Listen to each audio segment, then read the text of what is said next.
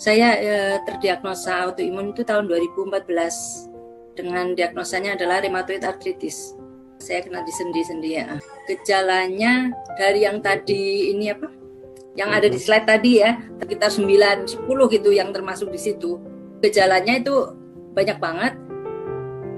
Yang dialami itu gangguan penglihatan. Saya ingat gangguan penglihatan itu sangat karena dari situ saya jadi ketahuan ada autoimun, Bu. Pada saat itu saya bangun tidur, tahu-tahu mata saya kabur buram separuh sebelah kiri, dan itu saya takut banget ya karena beda banget gitu kanan dan kiri. Terus saya ke dokter mata, dan dokter mata itu bilang bahwa ada peradangan yang disebabkan oleh bisa radang sendi atau radang gigi. Nah, pada saat itu saya baru saya bilang ke dokter mata itu, saya itu bertahun-tahun sebenarnya udah sakit semua gitu, udah mulai kaku-kaku dan lain-lain. Sama dokternya dibilang, Bu, betulin, kalau enggak nanti berulang ke mata juga bisa buta. Nah, itu kan saya takut banget ya ada kata-kata buta gitu kan. Nah, dari situ saya mulai itu mencari dokter. Pertama dokter tulang, karena saya pikir tulang. Nah, dokter tulang nggak ada ininya ya, nggak ada perubahan. Terus dokter rematik terakhir. Jadi dari situ saya ketemu dokter imunologi. Nah, di situ ketahuan bahwa saya diagnosanya keluar RA. Gejala yang lain rambut rontok, terus brain fog apa? Lupa ya. Itu kadang-kadang saya blank, mau ngomong apa juga lupa gitu. Kan kita kadang-kadang lupa ya, tapi itu lain deh rasanya. Gejala-gejala itu tadi diabaikan sampai ibu kena yang mata gitu ya? Ya, jadi saya sebenarnya udah ada, tapi saya nggak rasain nyeri-nyeri, kelelahan. Nah, itu kelelahan kronis ya. Saya lelah benar. Ngelakuin apa yang harusnya nggak lelah, saya udah kelelahan gitu. Itu udah keterlaluan, menyiksa. Apa ya, infeksi berulang ya, saya sering radang tenggorokan, terus demam ya. Tadi ada kata-kata demam. Saya jadi ingat bahwa dulu itu hampir tiap sore itu badan saya hangat tanpa sebab gitu. Dari situ saya benar-benar jadi berobat dan ketemu. Kalau saya biarkan terus bisa parah sih, gitu, sampai nggak bisa jalan gitu kan.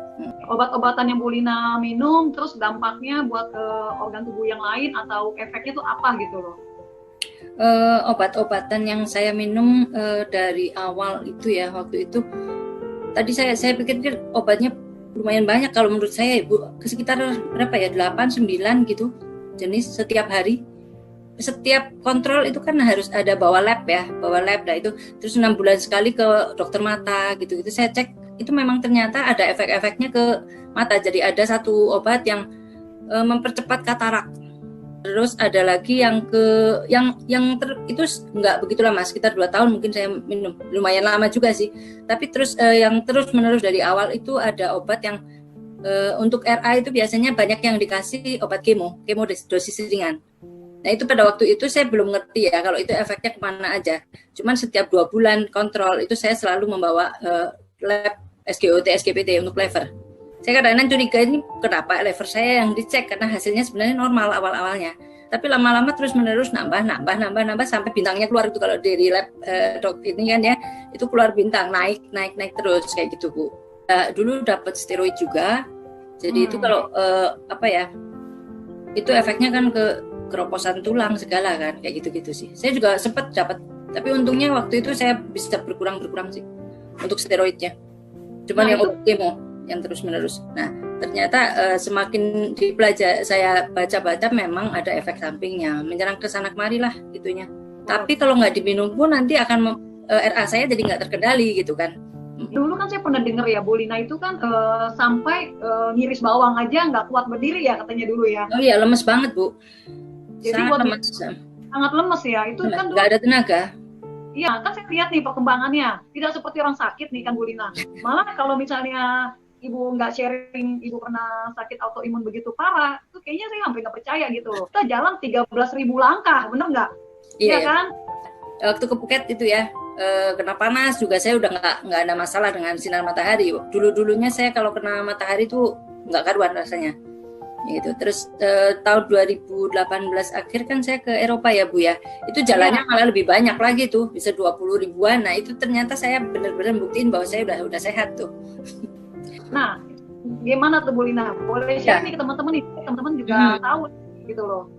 Ya, sebenarnya sih saya yakin yang membantu saya itu karena saya konsumsi ini Alpha Meta ya. Alpha Meta itu ini Saya minum Alpha Meta ini tahun 2016. Saya mengenal ini 2016 dari teman saya. Waktu itu dia gara-gara dia itu diabetes.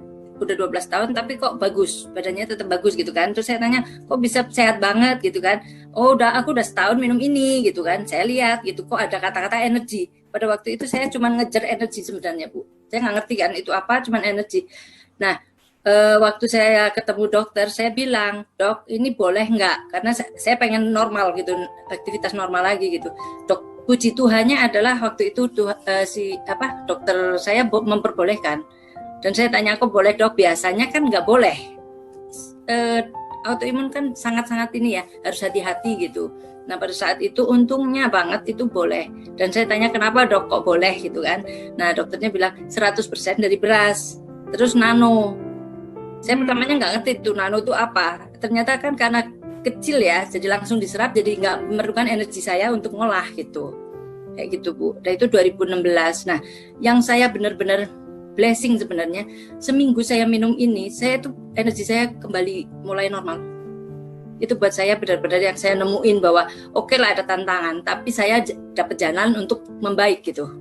Terus yang lebih buat saya bikin ini ya, selama 3 minggu kemudian sesudah pemakaian pertama 3 minggu sampai sebulan lah. Itu kan waktunya saya kontrol lagi. Sebulan kontrol hasil SGOT, SGPT saya normal. Saya sampai gini, ini makanan yang saya makan biasa nggak ada yang berubah, cuman tambahan ini aja gitu. Pada waktu itu saya rada-rada nggak percaya sih.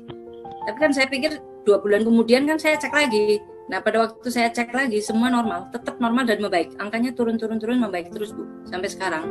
Saya tenaga membaik, rontoknya berhenti dan mulai numbuh.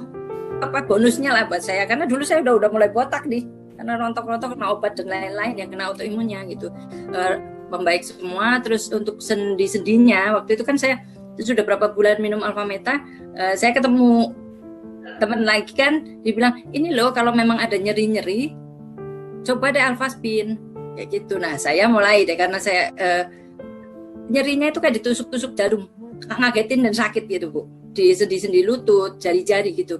Saya pakai ini, dikenalkan ini, saya beli karena ininya sudah bagus buat saya percaya aja, saya beli gitu kan, saya pakai, saya pasang kuantum dan lain-lain. Untuk minum saya juga tiap harinya udah saya pakai semua lah maksimal karena saya percaya banget. Itu saya nggak tahu persisnya, tapi sebentar aja nyeri saya nggak pernah mengganggu lagi. Saya juga pernah lari, saya nggak ngerti gitu kalau RA itu, saya sebenarnya sama dokter tuh nggak boleh jalan cepet aja.